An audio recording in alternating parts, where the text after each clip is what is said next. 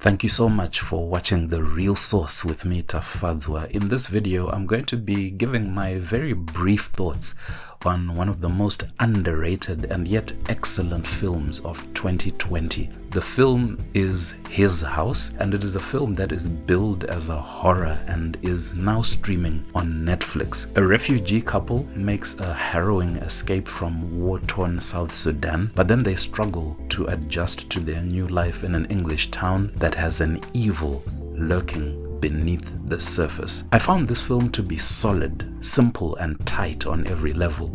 Wunmi Mosaku gives an award-worthy performance as Riel, and alongside her is Sope Dirisu as Bol, her husband. Now, as a couple, these two are the lifeblood of this movie. Their performances are excellent and they play each scene with richness and depth, haunting us with each layer of trauma that is uncovered about the journey that brought them to England.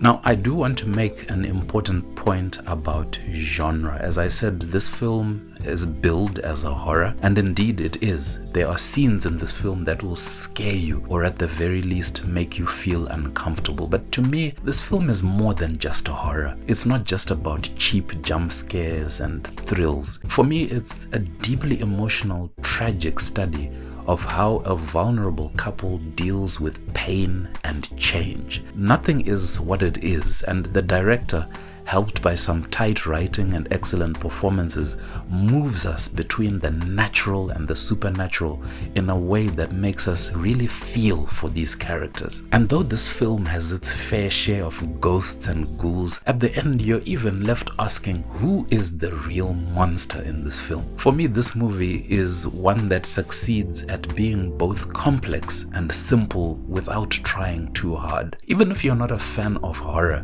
watch it just for the performances and the story. You just might thank me later. So that's it. That's my review of His House, the psychological supernatural horror directed by Remi Weekes and streaming on Netflix.